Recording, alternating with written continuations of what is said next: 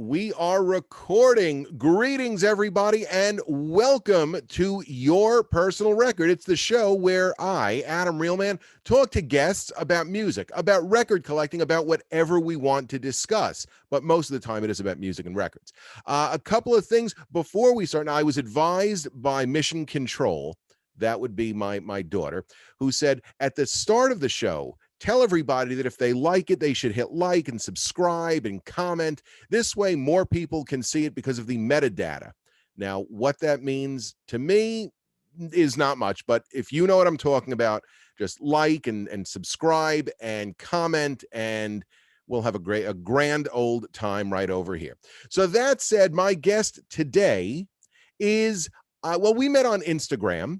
And basically, out of all the guests that I've had so far, I think this guest has the music taste that is most aligned with mine. I mean, I would say 75 to 85% of the records that he posts are records that I have and have listened to and love. So, friends, let's welcome to the show, Kenny Abel. Kenny, Hey, how are you? All right, you?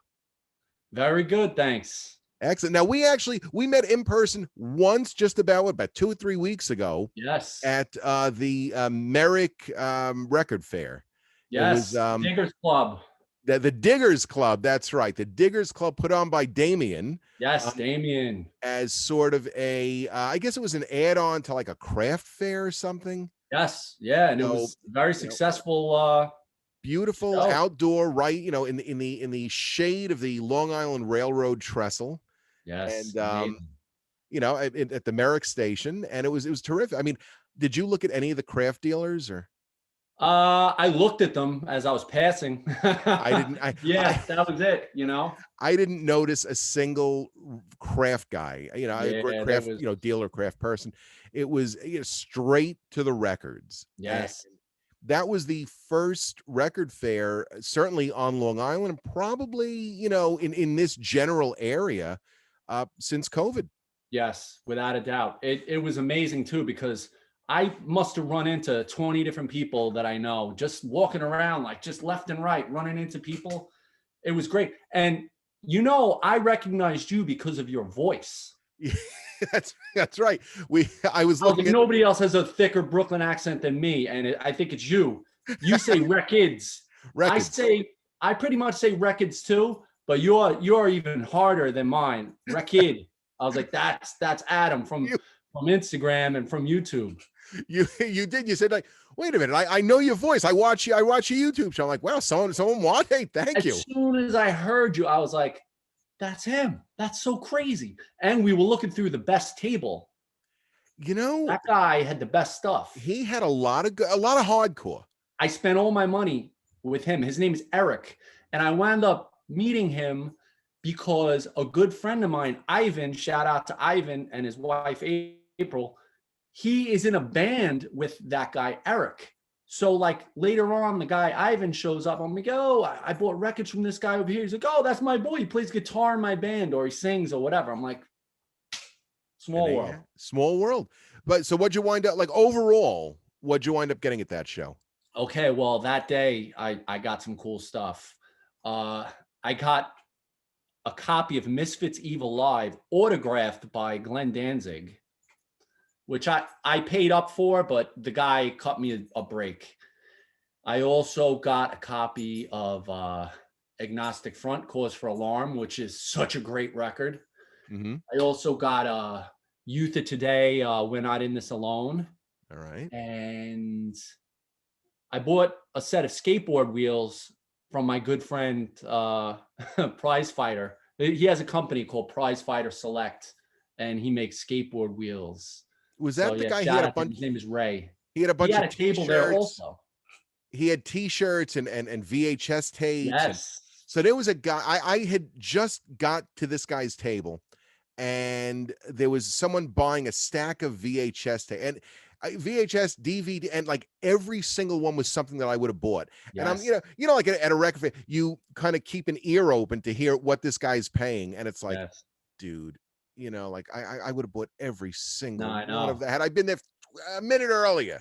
Yeah. And he Come had a on. lot of old skateboard VHS. He had just tons of cool stuff. Yeah. And, hopefully these things will continue. We'll have one a month or, you know, I would hope so. I think, certainly the record buyers need it. I mean, it's been a long year, and for the most part, the shops were closed for quite a few months, yes. 5 6 months, 4 5 months. And I mean, I there's been a lot of talk now of like COVID collectors, people who weren't record collectors, who Yes. because of COVID now stopped buying vintage toys and shifted their interest to records. And I'm Definitely. curious to see how long that's going to last, because Yeah. at a certain point they may tire of that, and then these shops will be restocked with all the great stuff that they just sold. So Yeah, it's interesting. A good friend of mine, his name's Matt. He actually runs a thrift store in Baldwin, Long Island, mhm, and he has like a clientele of guys who come to his place just looking for records. yeah, So he's constantly out running around, trying to restock what he has. mhm, So, and he's got guys who come for 45s, he got guys who come for reggae, he's got guys who come for just, it's a whole scene. yeah. And I've met a bunch of people there already just from going there. You start talking and, boom, So it's, people are full on right now. Yeah. I It's mean, I amazing. certainly in the year that I've been basically quarantined and not gigging, just buying on eBay, buying online. And once the stores opened up, it was like, oh, finally, Yeah, finally. it's But great. I love it. I It's always a started off thrill. at that Merrick show. I was kind of slow on that one. I went around to a bunch of tables, just didn't nothing grabbed me. And I was talking to Joe, who's the Yeah. manager now at Needle and Groove. We were, Yeah, we were Joe hanging Mack. out, Yeah. and he was on the show, a month or two ago. Yeah. And I mean, I said, yeah, I haven't found anything. He's like, it's not the show, it's you. And I'm Well, like, look, you have it, like, you know what I mean? You have an extensive collection and, a lot of things are checked off. Like with me too, it's like, I love all those records that the people had there, but I was seeing stuff that I already had. I was right, seeing stuff that was, later pressings, whatever. yeah, But that table where I saw you, yeah. that He was my table. he had a He had lot of 7 inches too. I didn't even get into the 7 inches, hardcore stuff. My money was gone, right. so I was like, all right, I had to limit myself. It seems like every show that every person I talk to on the show, we're always talking about hardcore, records, 45s, and these have just skyrocketed. The prices have Oh, gone nuts over the it's last, insane. year, two. It's I crazy. know. It's definitely a supply and demand issue, but it's I mean, nuts. look at what happened, just last week at Tompkins Square.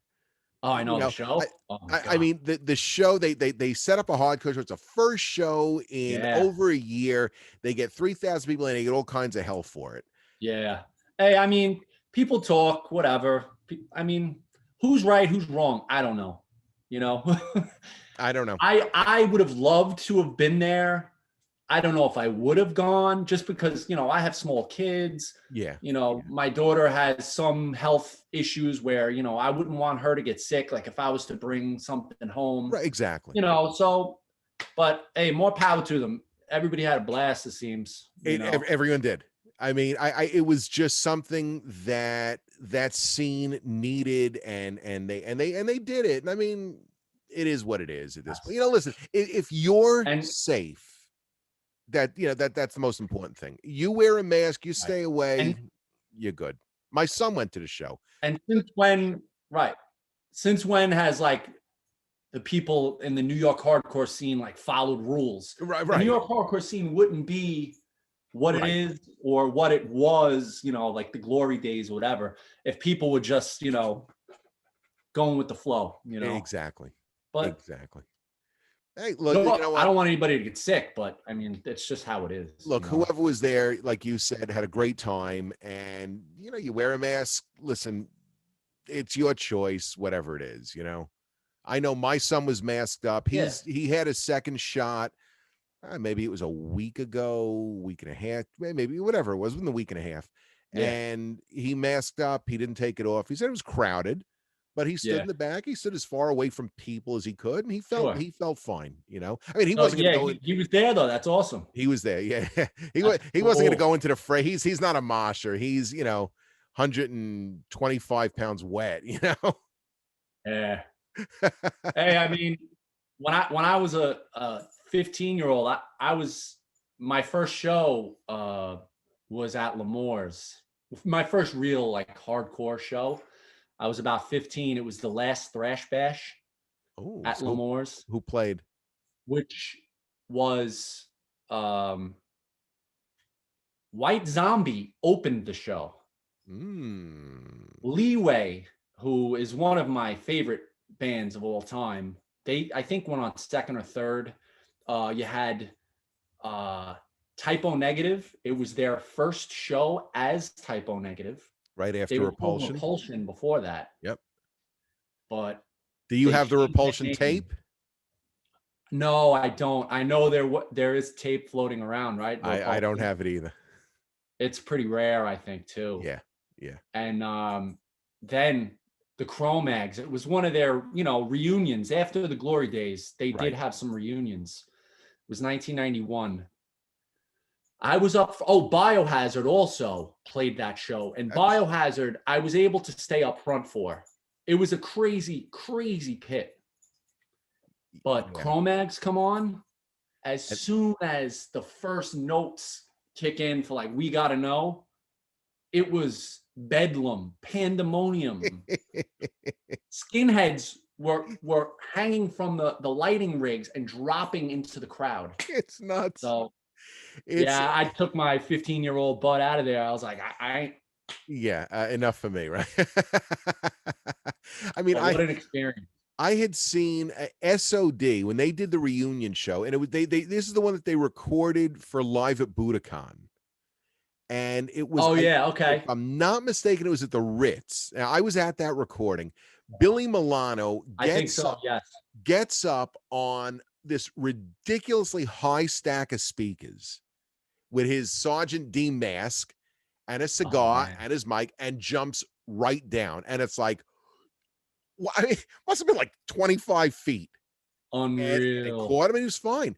And that's awesome. Going up to the bathrooms, they had like the steps at the Ritz. Yes. And people would the steps was so dense, so packed with people. People were just diving off of the steps onto the like off the top steps, going down onto people. It was just insanity, complete freaking insanity. And this was a later essay. This was not when they were playing at CB's, when Speak English Like came out. I mean, it was nuts. It was nuts. Yeah, that was when that live out, that was probably 91, right? 91, 92? Somewhere around there, yeah. Wow. Unreal. Yeah. Those are the days, but I mean, every day is a day for somebody. But for us, that was back then. Forget about it. Exactly.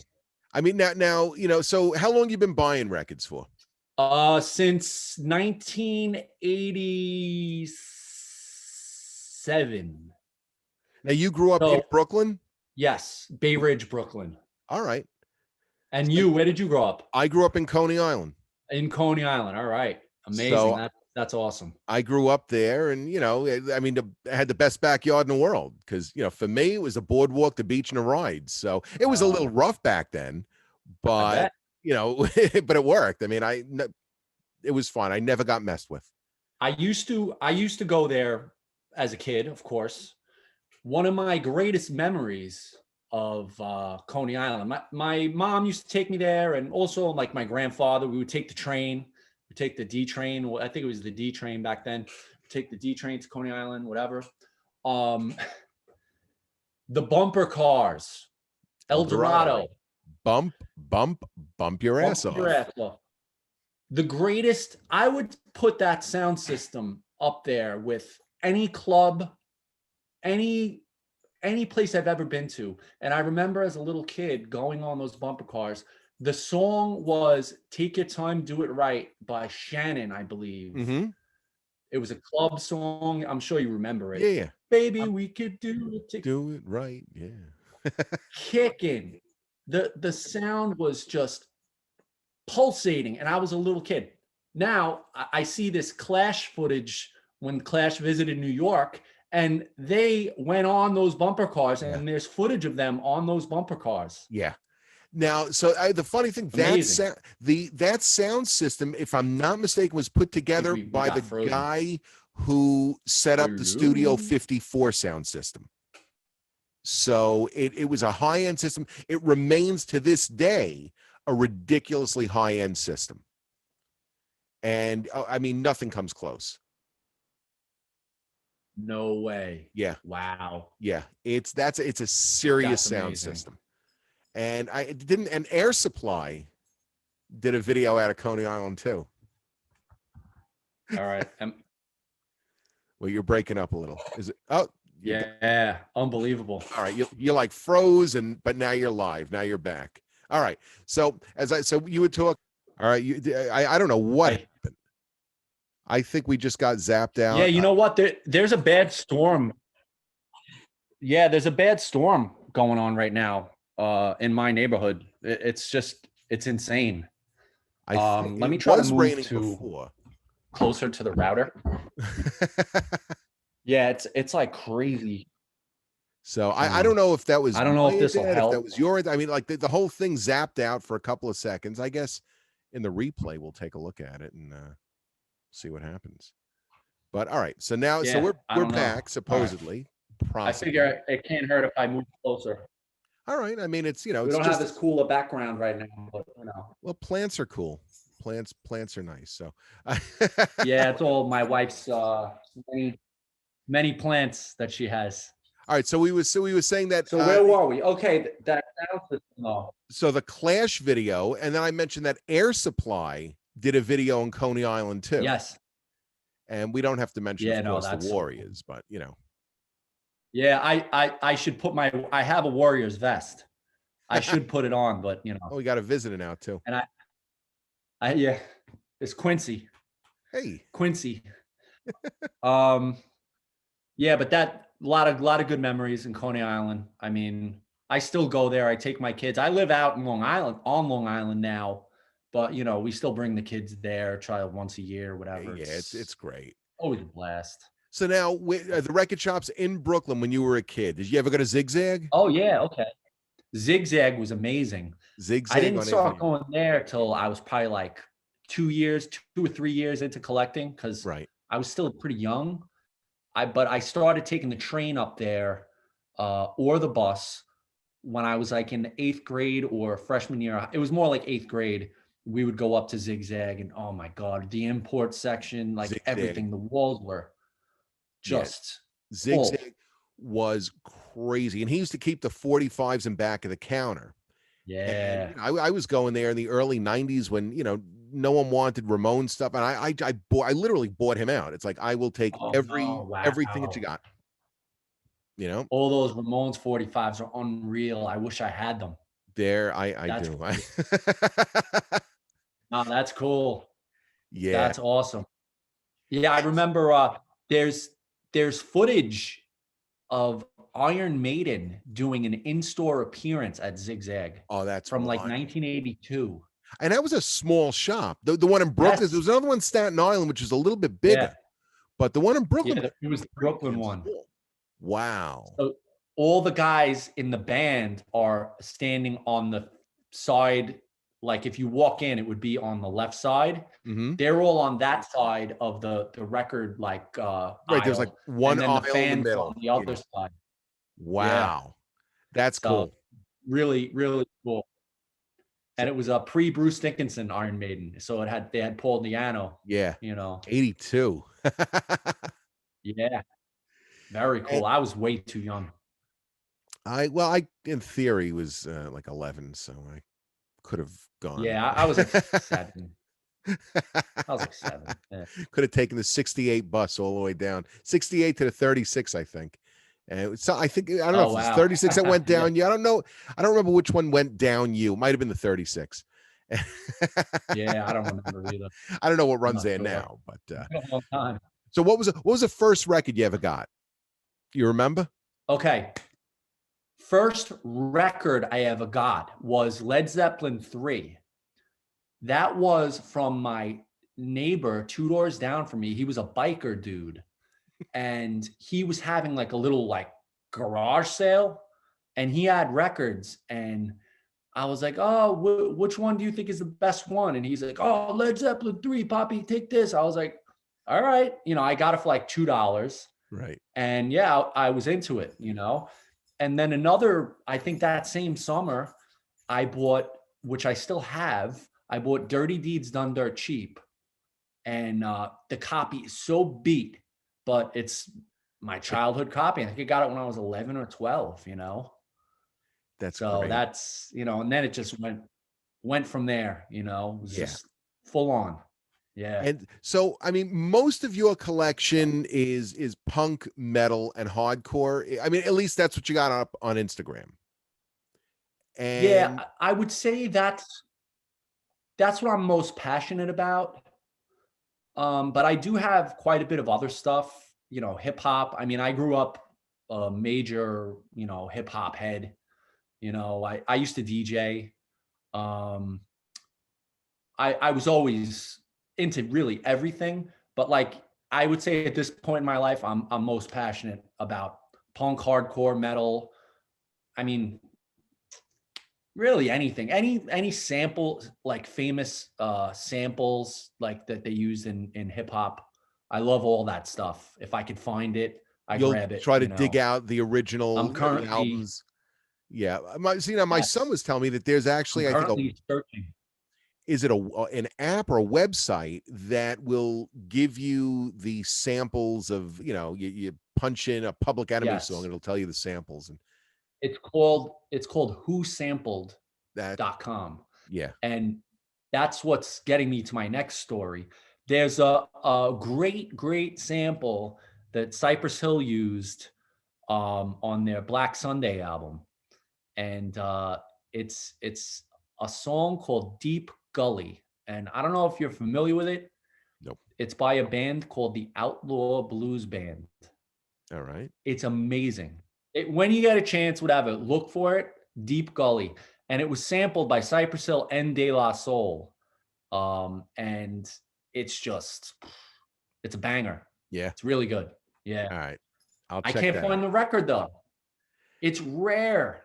The Oh, is record, it? I asked every dealer the other day, every dealer I went to, oh yeah, I had that once and it sold immediately. I'm like, well, please, if you if you find it, I'll pay you for it. Yeah. But It's no some of avail. these legendary records are the ones that people want. I mean, this is and certainly because it was in hip hop songs.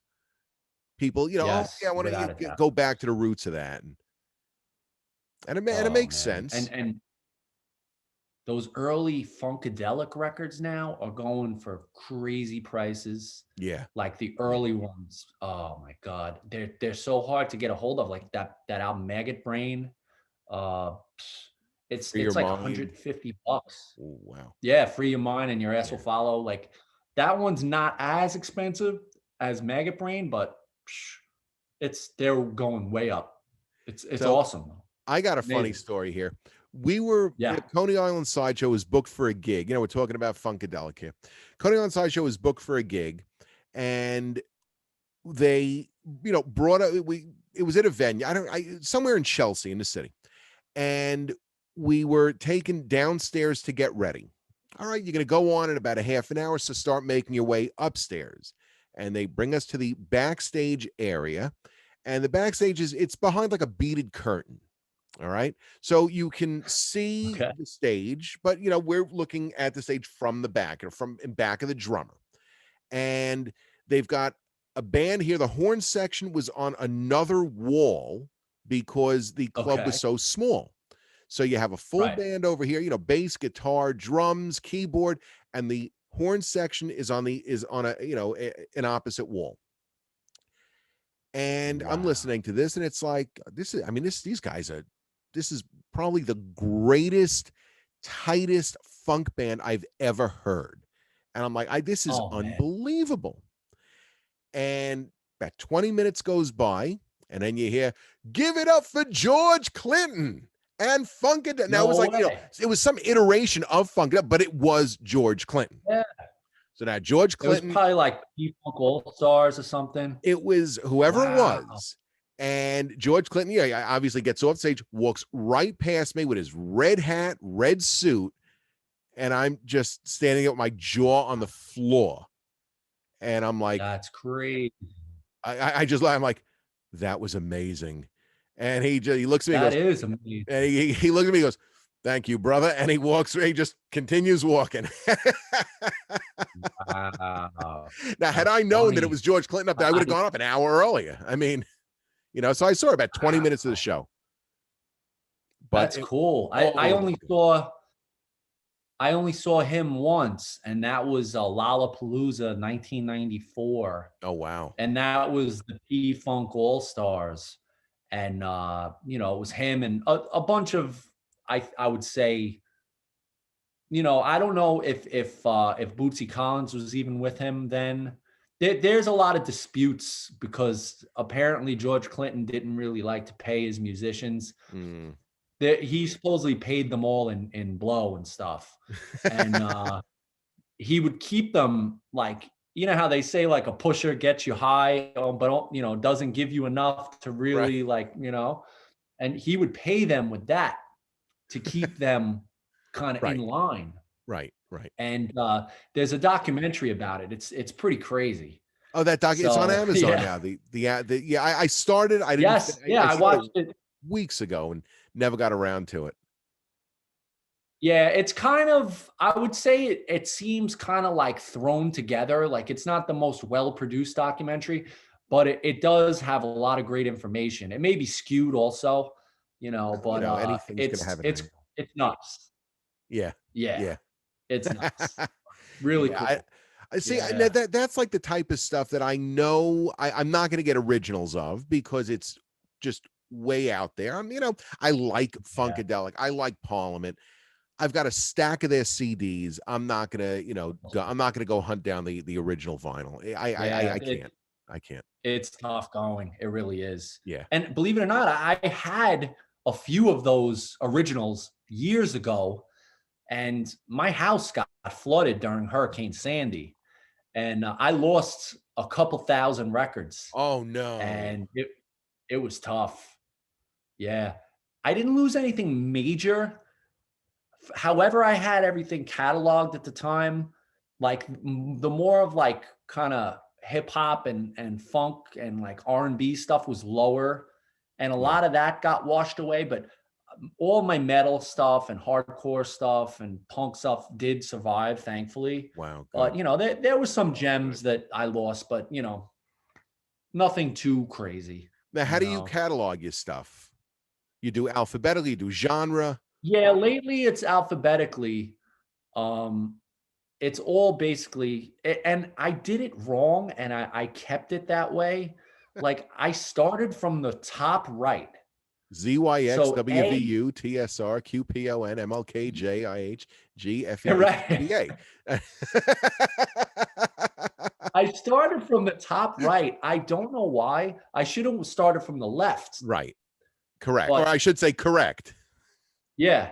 So I'm going, it goes like the top row of my, thing like you have is just A through D or whatever. Right. And then it goes down over to the right again, then D through like L or like, it's just.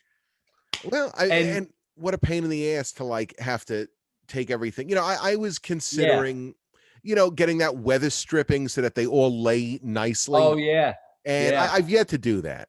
I just, it's a lot of, it's work. And do I mean, do I care if a record is a little farther back or I don't. Some people are just so just anal about it. And I mean, it looks nice. It really does. But I don't know that I have the wherewithal to just pull out, stacks of 50 and lay weather stripping down and reverse everything. No, it's a lot of. Yeah. Maybe if you ever have to move, or That's probably what something I would like do. that where you got to do everything Or anyway. you're stripping You the know, all the records out anyway. Yeah, my yeah. order is. I see. I'm in now. I have a problem now. Well, I mean, probably more than one, but I have an area off camera that has my New York stuff in it. And I refer to this, periodically. It starts with Lou Reed, and it's in no order. It's in an order that makes sense to me, but in Sure. Yeah, no yeah, yeah. real order. In other words, I start off Right. with Velvet Underground and Lou Reed. Why? Because they were the first. Nice. Then it moves to Suicide Oh man, because I they were gotta the get some of first. that stuff. Now Wow. the problem with that is that I now have a stack of Alan Vega that's like this thick here that doesn't Wow. fit there. So I bought some Oh of wow. some of the newer reissues, like this. But then his new album, I bought two variants of the new album, Cool. which is great, and Wow. it doesn't fit. So now I don't know where. So I just leave it. This is like my new arrivals section here, and I've just Wow. left it in there for weeks and weeks because I can't figure out a system. Because if I pull anything out from over there, I'm not going to have Yeah, what do you enough do with it? and this is racking my head, but I got to live with it. It That's could You could have worse problems, I guess, right? I guess, yeah. I suppose. Yeah. And It's then funny though, like I tell my wife stuff like that, and she's like, "Okay," and I'm dealing with 6 kids in my school that have all these other problems. I'm like, all right, it's not a big deal." right, yeah, right, exactly. Where I this esoteric. What am I going to do with my records? Is a first Uh, world problem right here. Like, shut up. Major. Just figure it It's out, or major. yeah, yeah. I know. but but Yeah, everything. sometimes I make too much of a priority. Oh yeah, yeah. When it's record o'clock, do not disturb because I gotta just put that needle Exactly. down and listen. No matter what's happening. And Exactly. You need to escape for a little while and it was totally kind of weird. put Yeah, this things in past week was perspective. just a busy week, and I didn't have time to like devote to like heavy listening. So I got to Yeah, I figure had that that out. today. Like we're trying to get our landscaping in order at our house, and I went to the garden store. The amount of money I just spent today just on plants and stuff, it was my head was spinning. But I said to my wife, I'm like, like, yeah, we spent so much money. She's like, how much have you spent on records in the last month? I'm like, Yeah, that's all that right, you is got me. that's all. That is the mute button. Yeah, it is. That's it. Because and you can't argue. I mean, what am I? Yes. I mean, the only answer that I have, and I don't think my wife watches these, so I think I'm okay. Is but like, but we don't leave the house anymore. Like this is our form of Yes. entertainment. Like what else do we do? Without a doubt. And Yeah, we're and not it keeps you again. it keeps you grounded, it Yeah, keeps you focused on something positive. that's it. I mean, it's a It's great cool. hobby. Yeah. It's I mean, like when I had Lenny Kaye autograph the Nuggets album this past week. Now let's talk. I'll tell you Unreal. about that. But before I do, when you get a new record, are you ripping open the shrink Yes. wrap, or you're just shredding that shrink, or you're slicing it nice and neat? No, I I use my thumbnail, believe it or not. My thumbnail's got a tiny length on it, and it's what I've always done since I was a kid. And if I get a new record, which I mean, only about a quarter of my records are new. Like I would say, most of my collection is secondhand. Right. But yeah, if I get a record new, I don't tear the shrink wrap off. I give it a slice. I cut it open nice, and I try to keep it that way. Mm-hmm. And a lot of my childhood collection still has shrink wrap, like my Metallica records. I have the hype stickers. Yeah. And If it these are has the a cool original hype sticker, releases, original or early releases. yeah, Yeah. yeah. I mean, not Kill 'Em All or Ride the Lightning, but the rest I still have in the Mhm. shrink. Nice. But that's how I am. Some of my Iron Maidens also from when I was a kid still have Yeah. shrink wrap. You know, it's I how I it's how I do it. I'm one of those maniacs too. So I was doing a gig with Lenny Kaye earlier in the week. we did a charity function Nice. for Coney Island. He was playing with Heather Latier and Paul Wallfish. They sounded amazing. That's And great. just to be that close watching Lenny, he comes in, he just he had like a whole bunch of beautiful effects that the tones coming out of his guitar Oh, were incredible. man. And it's just like, okay, plug in and I'm good, It's like, yeah, I've been doing Amazing. this long enough. I know, I just go. And so before their set, hey Lenny, would you mind signing my Nuggets rack? And he's like, oh yeah, of course. So I still had the shrink wrap on it. Yeah, I mean it's a recent, fairly recent issue, and Okay. so I'm struggling to get the shrink wrap off. I'm trying to peel, go like delicately so that maybe I could slide it Yeah, back yeah. on. And he's like, "Well, what did you don't just rip it off. You don't read the liner notes." And I'm like, "No, I don't care about that." Meanwhile, he wrote the liner notes on Nuggets, and I'm like insulting him by saying Amazing. like, "No, I don't care about I just got to keep it in mint condition."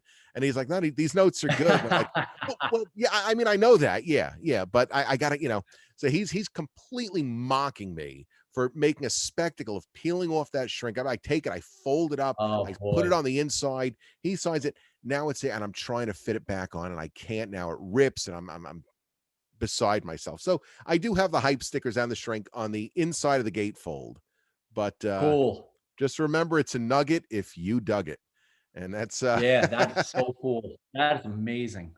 And, like, he should understand because as far as I know, he's got an insane record collection, right? he He, works at record shops, and he's yeah, from what I understand, he's got a great record collection. And yeah, but he may not be, like, the obsessive type record collector.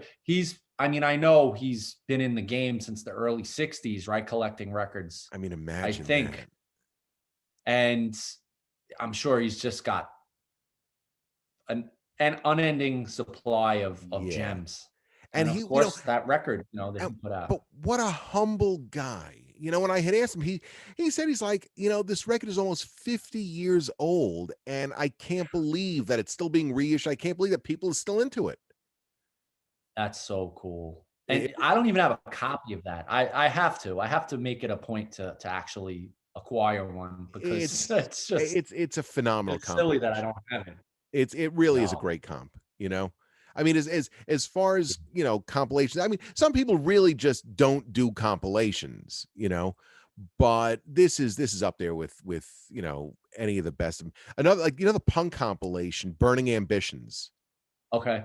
that it's got like a fake Sergeant Pepper cover, Yeah. and that's, I mean, it's almost everything you need. It's mostly UK punk, but Ah. they got the Heartbreakers maybe because they were on a UK label, but no Sex Pistols. Yeah, But wow. I guess there were like contractual things, but like I said, it's mostly UK. But Yeah. I guess who will maybe I don't know if Radio Birdman is on, but whatever. It's not American punk per se, except for the Heartbreakers, Yeah. but it's a great Wow. punk compilation. So totally worth seeking out, That's and it's awesome. not that expensive of an album. Wow. You could When find I them was a used. kid,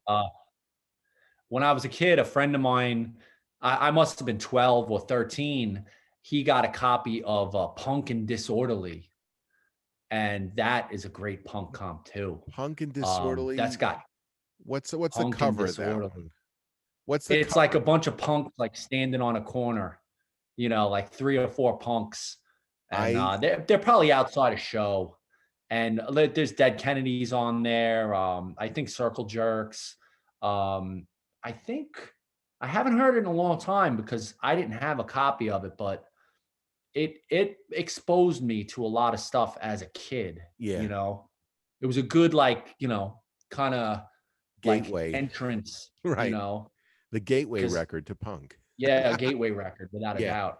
But I remember hearing "Kill the Poor" and like as a kid, you don't see the kind of sarcasm that Jello Biafra was using, like I thought he literally meant that. Like he wanted to kill the poor. And I was Right. just like, wait, this is crazy. Like now I get it as a 46, 45-year-old. I'm 45. But crazy. we Dead Kennedys were also one of those bands that I had about 2 or 3 of the original albums and must have Yes. sold them. With the Oh, booklets and stuff, and I have some of that stuff. over the years, most of my collection I've had since since I started collecting in the mid late 80s. But That's there great. were certain things where I guess over the years I just fell out of touch with it, and you know what? I If did I that a few times. I sold certain records that I totally regret, Yeah, like yeah.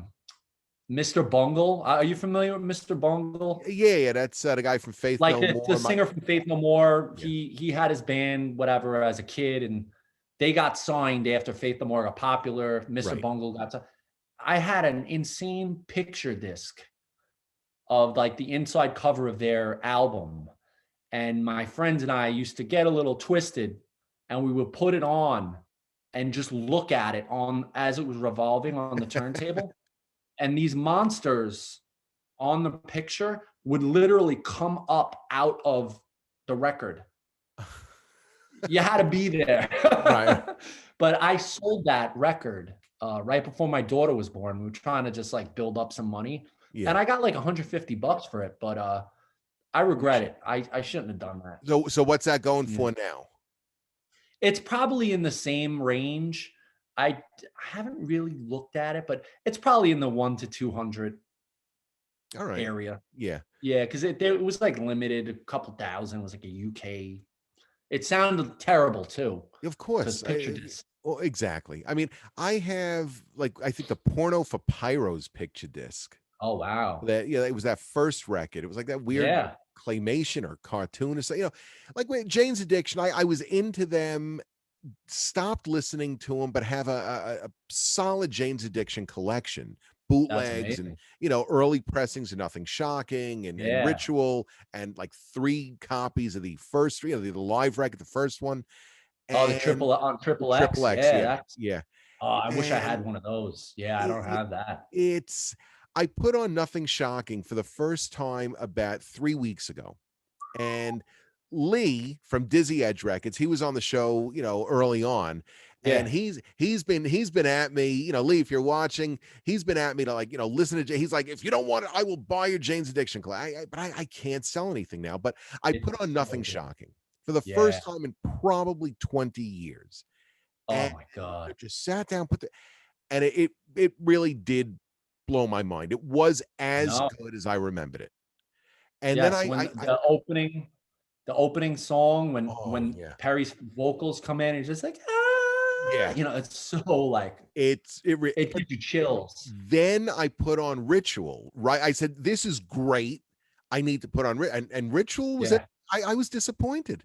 Really? Well, it's a little mellow. There's the mellow tracks that go on forever, The like 3 mellow days, tracks like you Classic know, Girl and 3 Day, those Classic are the ones that Girl. grabbed me. It was everything They else are about amazing songs. that like Totally. funky, bass. It was to me it just sounded very 90s, you Yeah. know? Well, because that Been Caught Stealing was so overly done. Yeah. And once you hear that mixed with the rest of it, yeah, kind of like, But 3 you know, Days and Classic Girl yeah, were those are great songs. just as good. And and then it was remember, kind of that walk down memory lane. I saw them at the Ritz, and then saw them at the Ah, Garden, and then saw them at Lollapalooza. And that show at the Ritz yeah. was freaking nuts. It I was bet. ridiculous. But Absolutely. that was right before they went over the Yeah. over the top. Like, Yeah. Yeah. oh my God. That was And did they late. have like the girls dancing on the stage on that tour? That Didn't they have I like don't remember. dancers? I I don't never remember. saw them, believe it or not. I But never yeah, saw them, but I'll tell you, you go back to like the 90s, 9 Inch Nails. I saw 9 Inch Nails in 91 at the Academy. Now, I oh mean, this wow, is the Academy was great. the Academy was a small place. And, Yeah. we knew if you got there early and you get online, you go up to the balcony. And we had the first row of the balcony. And this show was insanity. It was just Wow. complete nutsness, and it was so Wow. intense.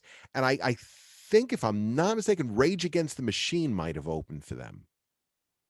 Or no, no, That's no, no, no, possible. no. I mean, they were Ray, I great. think Rage Against. I think I saw Rage Against the Machine open for Body Count. That was the Oh gig. wow. They opened for Body Count, and they were giving out their cassettes. They didn't even. I don't think they had a record out yet. I mean, I didn't dig Yeah, it them, might have been. but they were giving out their like demo That's crazy. tapes. I saw Rage open for a bunch of different bands. I saw them open for I think House of Pain. I saw them open for I think Quicksand, who was one of my favorite bands in the 90s.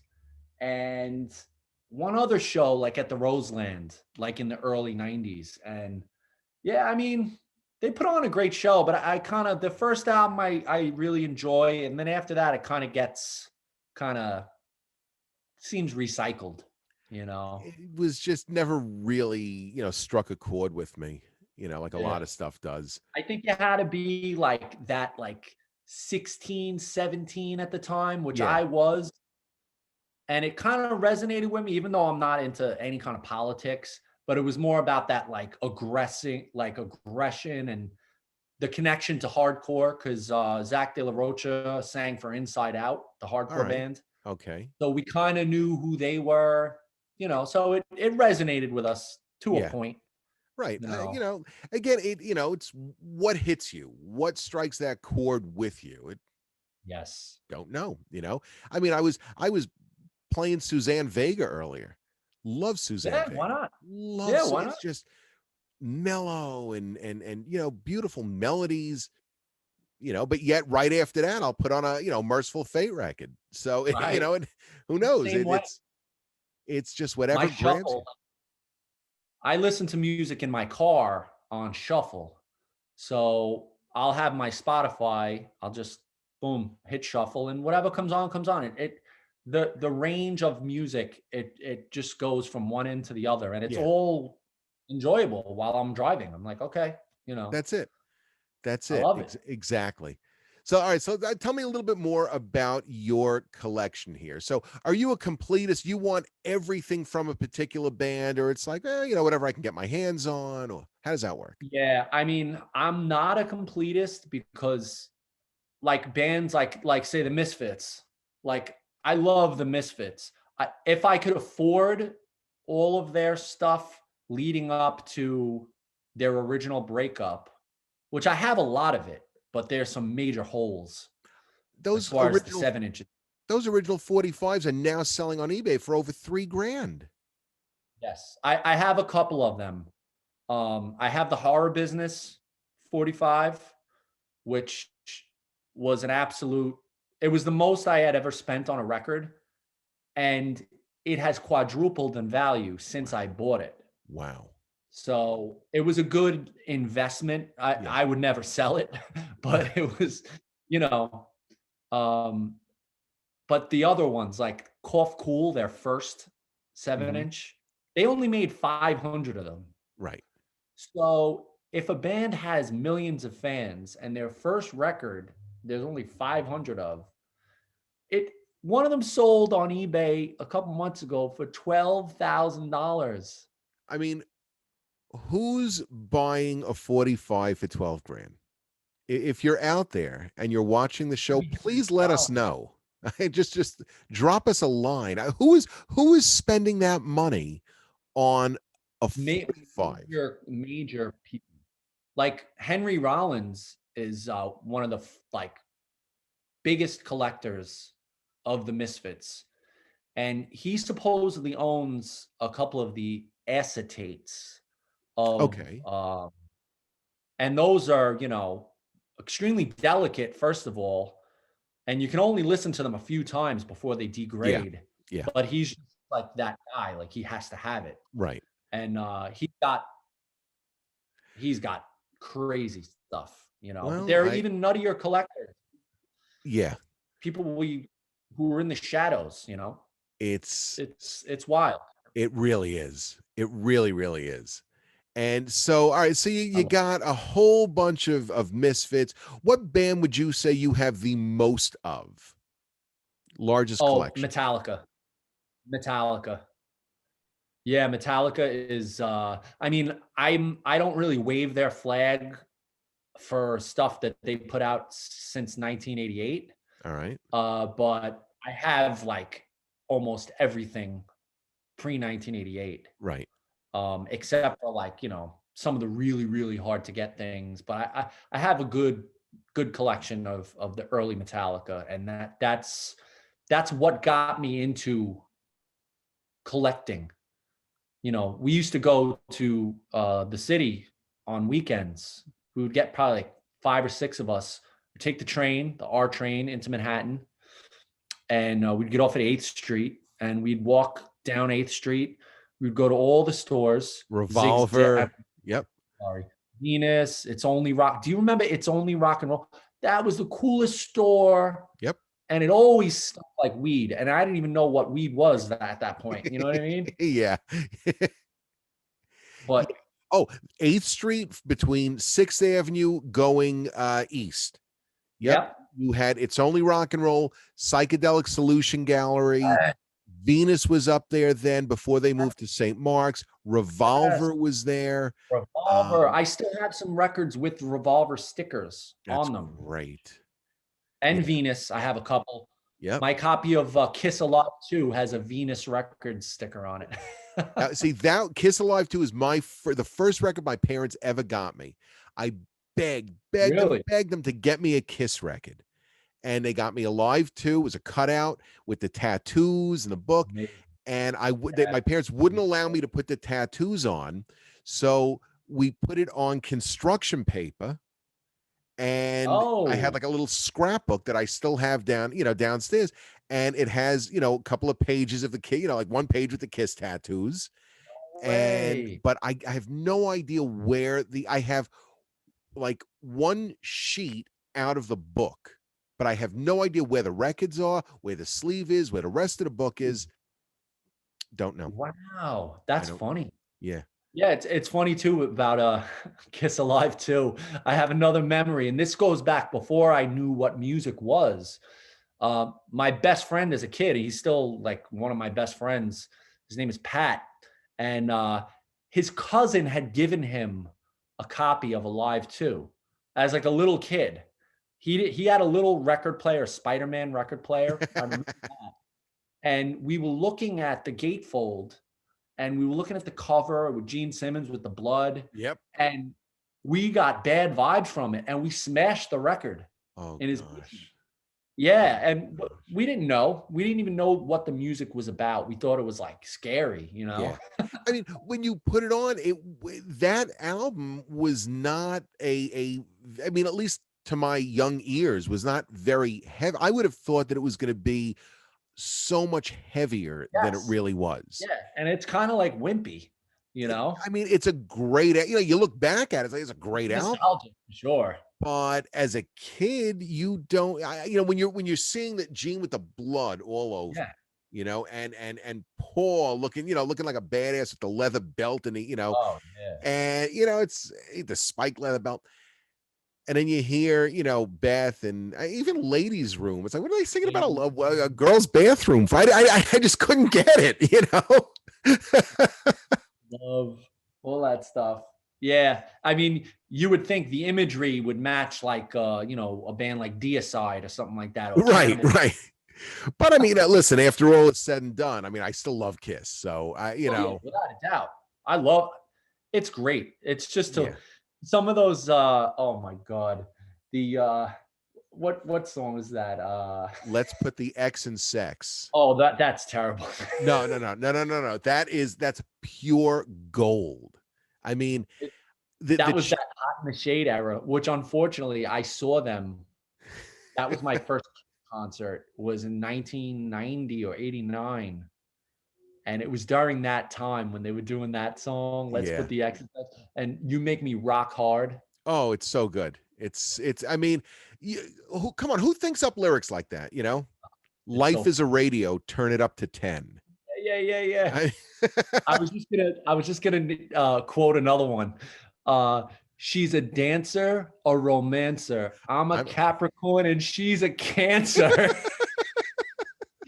It's all Or a it's picture in a music magazine. it's all so good. But I mean, I think their 80s output for the most part is Yeah. I love that. It's just cheese. It's just pure Oh, dreck, but it's great. I yes. mean, I'll put some of those, like when my wife's in a bad mood or whatever, I'll put some of those early, like the Lick It Up video. oh, We'll put that on. We'll laugh our heads off. yeah, yeah. It's so like, oh my God. And they're trying to look tough. You know, they're walking down the street. Right, right. And they're like this like Mad Max post-apocalyptic, they're drinking out of these weird plastic Yeah, yeah, yeah. containers and, you know, ripped, Rations. ripped shredded pelts all over. And It's funny.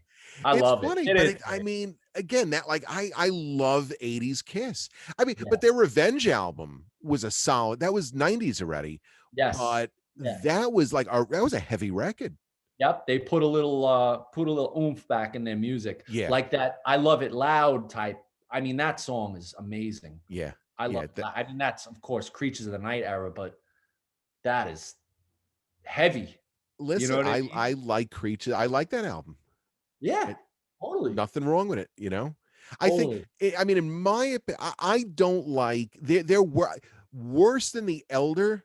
I'm gonna go. Well, you had Carnival of Souls, Yes. Yeah. which that grunge album. I mean, Yeah. can't do it. So that And to they me, started putting out all the toys again during that era. yeah, if I had to rank that their worst, that's their worst. The second worst for me is Unmasked. I know Oh a yeah. lot of people like Unmasked. I I have can't. Unmasked too. I have like a mint copy of it with the poster inside. Oh, And nice. I put it on once and I was just like, not for me. Nah, nah. No. I That's a love Destroyer, Love Gun, of course, the first couple albums, Alive is yeah. that's Oh, really all you need, yeah, I think. yeah. Out of like And anything, the from the between song banter, oh, I had the between song banter.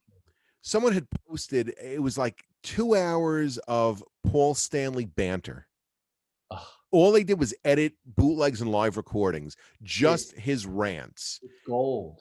Oh, we used to go on road trips with the performing group that I was with, and we would just put on the CD, and it would just be 2 hour, and it was great. Well, we would do that, and then we would put on every live Surf and Bird that the Ramones did.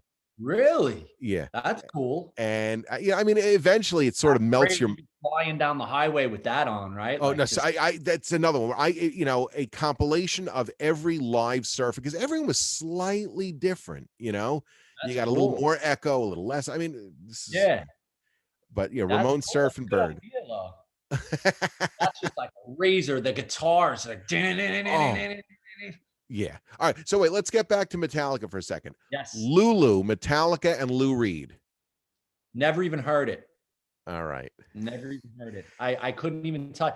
People like shit all over it. Or can I? I'm like people. I've never heard anybody say anything nice about it. I would eventually like to give it a listen. I like Lou Reed with Velvet Underground. I can't say I'm an aficionado on his post Velvet Underground stuff, but there's some great stuff that I know of. Uh, but I guess him and Metallica, I just can't picture it. I don't Neither know. can I. What's your And take? yeah, when this came out 10, 15 years ago, whatever it was, what did they did something, maybe a Rock and Roll Hall of Fame thing where they sang Metallica backed Lou up, and when they did Sweet Jane, I think maybe it was MTV Yes, yes. Awards or some awards show or whatever it was, and it sounded good. And then hey, let's do a record together. And when I had first heard it, it sounded like Lou was in New York and Metallica were in San Francisco, and they each just maybe they listened on headphones to one another and just recorded their parts. Maybe they didn't. And it's like it didn't work, and it was now years later, and I guess I kind of delved a lot deeper into Lou Reed and put it on again and said, yeah, there's something here, there's Oh something yeah. All here. right, that's cool. I mean, the Metallica instrumentation, it's it's hard rock. I mean, you're not talking, this is not, speed metal here, Yeah. but it's heavy. But if you listen to like the Blue Mask, like that particular track, it's very similar to the Lulu album. It has sort of that feel to it. And but Okay. but all in all, I dig most of it. It took me Oh, that's years, good. but It's I good to dig hear it. some positive feedback on it. Yeah, no, Because I can dig that one. a lot of people who have spoken about it, I think, are just coming more from the Metallica side, and they don't understand Lou Reed in any way. Yeah. So there's no like, I don't think Velvet Underground fans are running out per se to really try to listen to Lou Reed with Metallica. I Right. think Metallica may be a little too lowbrow in some cases, even though I found Velvet Underground a million channels later. Like I only found them from listening, getting more into like punk, early punk, Right. you know. Then I found my way backwards to Velvet Underground, you know? Yeah. But Lou Reed was involved with the Elder. Ooh, Yeah. Didn't what they? way? Was that a Bob Ezrin production? The That was it. Exactly. Yeah. That's funny. That was the connection there. But My friend had that when I was a kid, and he had the vinyl. the Elder, Uh, that hand on the it's the church in up in Manhattan. oh Yeah. wow, I didn't know where that was from. St. John the Divine. St. Oh John, wow, yeah. They still have those not what knockers, but yeah, they still have those knockers. And I just remember the video, "The World Without Heroes." was that's the World. one where Gene, starts to cry. Oh my god, and he's got the Dora the Explorer haircut. Yeah. I'm like, come on, like it's so short. Like I don't know. And Ace was, they must have been propping him up. Yeah. Like Oh Ace no, was probably not even there he mentally. was a bit of a mess. Yeah, at that Yeah. point, that was like right at the end where they pretty much. Yeah, it's like phoning it in and Yeah, he didn't even play on those albums, as far as I know. I think they had like Bruce Kulick, like Bob Kulick, right. He played on some of those and they put Ace's bald-headed one. picture Yeah, on and then yeah. And somebody else was overdubbing for Ace Frehley too. I can't remember who. Like another kind of well-known yeah. guy, side guy. It's so funny. Well, I mean, listen, Walter Lure played on quite a few Ramones albums. Oh, I know. I Uncredited. yes, I know. I listened to an interview with him like a few months ago, and he was talking. I think he did the solos on like oh man, Certainly Subterranean Jungle. yes. And a lot of the, and probably Indian the ones, most of the ones 275. that are afterwards. Yeah, that's so Yeah. funny. And I didn't know much of his history. He was like he was he a stock financial Yep. advisor? He worked as a stockbroker, within Yeah. finance for years. And I mean, And he was like jump in and out of the music world, but he was like this like straight-laced like finance guy. yeah, finance guy. He told a great story of when he went down to go cop and got arrested, and he was in jail for 3 or 4 days, and he went back to work. Where the hell were you? He says, my whole family died. Oh, we're so sorry. Oh my God, that's hilarious.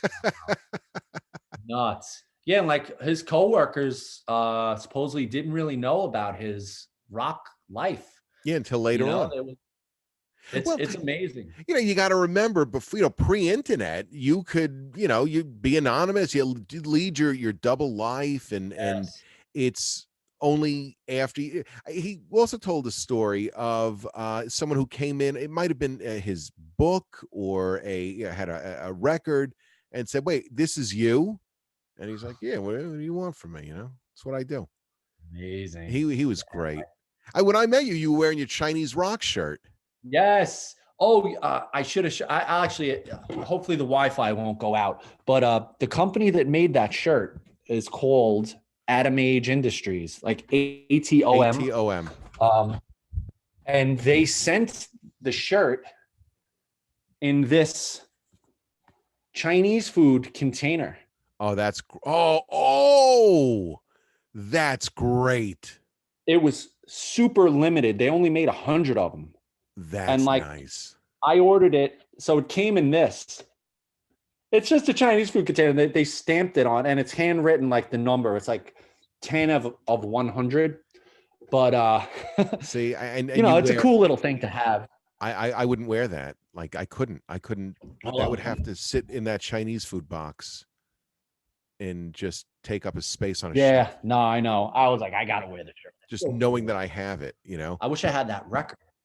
I have that record. Yeah. Do you have the 45? Okay, so yes, Do you have I the was Chinese telling Rocks 45?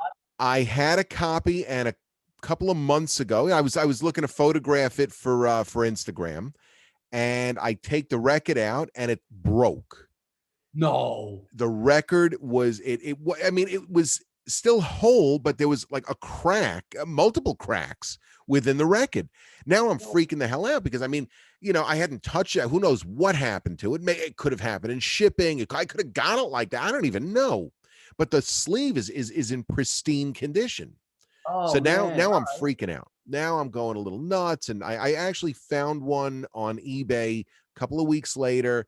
Yeah. Album is pristine. Sleeve, it could be a little better, but you know, I would certainly say, you know, very good plus, maybe Wow. add a little bit, but I'm glad I got it. And now that's on track? That's on track. Wow. Yeah, because I mean, I have the LAMF, but I don't have the 7-inch. That's Yeah. I would No, love. that was a 12-inch. I Oh, have the oh, 7-inch too, but that was the 12-inch that I was talking about. wow. Yeah. Oh man. Yeah, I one. just in the mail just got what is it? Johnny Thunders. It's up here. Hang on one. Let me grab it. Yeah. Wait, if I grab this and you'll Oh, go see these ridiculous shorts that I have. So no, we're I not have gonna a short one too. but these are like awful. It doesn't matter. So Him? it was Johnny Thunders and Wayne Kramer 45. They did a Oh, the couple of gang songs. war? Yeah, Gang War. Yeah. Oh, cool. Yeah, no, that's good stuff. Yeah, no, it's great. I mean, I as it turns out, I had it and you know, so now I have two of them. But Oh, you didn't realize you already had it? I thought I had it. I wasn't sure, and I didn't. It was like an eBay auction. I said, "Oh yeah, let me bid." It was. I mean, it was fairly cheap, so I wound up getting it. But you know, when it comes to Thunders and Ramones, I'll buy multiples. I Yeah, don't care. You know, amazing. there were certain bands that I will continually buy multiples of. You know, Yeah, like why not? Mink DeVille. For some reason, Mink DeVille's first album. Oh, You I know, don't really know Mink DeVille. oh, this is a solid record. You know, the Really? very first one. I don't even remember. I can't remember what the names are. It's got like the orange cover, and Okay. for some reason, it's a cheap record. You'll see it anywhere from $3 to $5. And if I see it in good shape, I'll grab it, and I'll. That's something where if I see it for cheap, I'll grab it and I will give it to someone. You know, because everyone should have that record. You know, it's just one of those Oh, records. no, that's cool. Yeah, It's I do that with certain records too. yeah, it's one of those that like everyone should have. It's just it's a Yeah, sweet record, you know, a that's great. sweet I record. I do that with the soundtrack to The Harder They Come. Whenever I see that record, I buy it, and I've given that to a bunch of people, Yeah. you know, because I feel like that's a record somebody needs to have. And when you listen to it, it's like kind of like almost like spiritual. All So right. I'm like, all That's right, I see it. If it's in the wild and it's under $10, I'll grab it. You right. know, Right. so good. Yeah. I mean, you know, listen, the days, and I've talked about this ad nauseum, the days of finding the real bargains. You know, you're not gonna find the real bargains anymore. No, I know. But Everybody knows, you yeah, know, what. between Discogs and eBay, and you know, it's the prices, the truth is out there, as they say. I know. It It's really out is. there. But The you bottom can of the barrel. still do you know, you can still you go to a record fair and the dealers, you know, a good dealer will work with you. You know, Yeah, definitely. I they'll mean, work with you. I'm the king. We didn't even touch on this yet. Not the king, but I'm I'm big into going to random places to look for records, like thrift stores, places this most record collectors aren't going to go. And I've gotten very lucky at a lot of these places. See, Very I've lucky. tried that, and like I'll pop into Savers or Salvation Army. Bunch of crap, I mean, dusty, For the dirty. most part, you I've can get lucky though. never If scored. if you get there like when they're first putting stuff out, or if you ask, say, "Oh, you got any more records?" Sometimes you may get lucky. Here comes my son. That's my son. It's up there. The Um, world sees you now. yeah, he's doing his Roblox. He plays Roblox with his friends. That's like a video game thing. Yeah, But yeah, like Minecraft, right? yeah. And I'll go to a lot of these places. There's a place I went to the other day. You're in Brooklyn. Do you still live in Brooklyn? No, and I'm on the island now. Oh, what part? Oh, I don't want to divulge if you don't want to All right, say. we'll talk Yeah, after. I don't want the hordes of fans coming and I finding know me. you got to watch out. Yeah. Well, there's a place in Brooklyn. I will promote them because it's a very interesting store. It's in Sunset Park, 41st Street and 2nd Avenue. It's called the Joseph Koch Comic Book Warehouse, and he's the owner of Forbidden Planet, or one of the owners of the Forbidden Planet comic store Yep. in Manhattan. And he has an aisle of records in his warehouse. And it's Interesting. open to the public, but you have to call first. All right. It's literally a warehouse. But you announce yourself first, you call, but he's got, if you get there on the right day, you could get some great records. And he Wow. doesn't try to kill you on price either. I didn't even know that existed. That's good to know. I mean, I'm rarely in Sunset Park, but that's good to know. I mean, when Yeah. I'm down sort of in that area, like If, that, I go to obviously Black Gold, which is oh yeah, that's Jeff, that's my boy. that's well, he was on the show. Yeah, no, that's my man. I used to go to his store all the time. And All the then time. around the corner from there, Almost Ready. I checked out the Yeah, one that was happy. in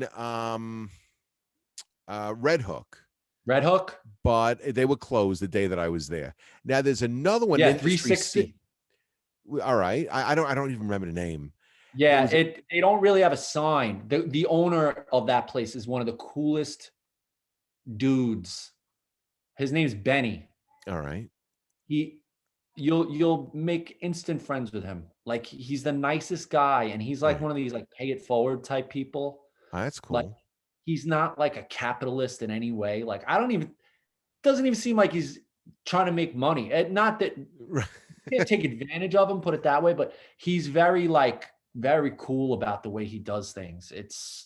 You'd have to go in there to truly understand. Yeah. He's got a girl who cuts hair in the back of the place. He's got like a little library in the store. He's got like just all of it. It's like almost like a cultural like meeting center. You know That's what I mean? cool. And what'd you say? That's Yeah. 360? 360 record shop. Yeah. 'Cause It's on Van Brunt Street. Yeah. that might be the one that I went to. Yeah. It's across the street from like a public school. A schoolyard. That was the one. Yep. Yeah. Yep. That was the one. Okay. And then there's another one that just opened up in Industry City. Ooh. I don't have the name, but I'll find it and put it in the description. It's like a high end, I think it's a high end stereo and record shop. Really? Then there's another one in Park Slope that went under new ownership, and it's now called Psychic Records. Really? And that one, I mean, I haven't been there. I read an article about it about a week or two ago. Found them on Instagram, Psychic Records. Yeah. Oh. So Yeah, there was another one on like 20th Street between like 3rd and 4th. It was like upstairs in this like kind of like co-op like building. You had to take an elevator, and they used to have some good stuff there, but they closed like a few years ago. I don't know. I'm a little out of that loop, but it's great to see that though, that there's all these stores. they're still popping up. I mean, it really is. It's great to see, and to know that people are still out there just slinging vinyl. Yeah. It's great. Hey, do you remember Record Factory in Bay Ridge? Did you ever go there? All right. 86. So Record Factory, I went to school with the kid whose dad owned that place. Oh, no way. Yeah. Wow. Yeah. Small So world. I used to go there, yeah, periodically. It was like Bay That was Ridge, it was like Bensonhurst, really, I guess. it's Bay Ridge technically. Okay. I mean, it was 86 between It was on 4th 86th, right? and yes. Yeah. And that was my home record store as a Right. kid. We used to walk there from our house or take the train, Mm-hmm. and they had a sick punk hardcore section in the back. And behind the curtain. yeah, it wasn't behind a curtain, but it was like in the back, like, and I mean, it was mostly a disco shop. yeah, for the most part, it was Yeah. like top 40 Yeah. disco, like, but they did in my day, they were catering to a little more like the underground type stuff. And I used to get all my t-shirts there, like Metallica t-shirts. And You didn't go to King's Plaza at was it Spencer's or oh yeah, no, King no, no, no. Plaza. All right, this is gonna be the Plum Tree. Oh wow, that's going way back. I do remember that. That was probably, I don't even know if I went to that store as a kid. I remember me passing it. It was probably before my time when I was buying The like, Plum Tree had, all the Twisted Sister shirts and the buttons, wow, And as it man. turns out, a friend of mine, I mean, I had, known her years and years later. She worked at the Plum Tree, being a writer. She's like, I probably sold you all of those heavy metal pins. So Oh wow, that's cool. small Yeah, world. Anyway, those, Kenny, we've been chatting here for almost an hour and a half. So let's yeah, we can go on and on. we really can. We're gonna wrap the show, but then we'll stick around and we'll still, we'll do some show and tell and whatnot. So, Yeah, friends, we are gonna wind down here. So I'll make my final pitch. If you like the show, Your Personal Record, this has been episode 14. If you like the show, make sure you click like, make sure you subscribe, and leave some comments. We want to know who you are and what it is that you comments are like and very what it is that you're doing. And so thank you very, very much, Kenny. It's again, I mean, very we welcome. can go on here. I don't know that the Yeah, it was a pleasure. audience really wants to go more than an hour or so, but we try to keep it to that. But anyway, thank you so much. I'll stop the recording and then we'll keep on for a little while. Friends, thank you for tuning in every week. We drop this on Monday mornings on YouTube. Until next Monday, bye everybody.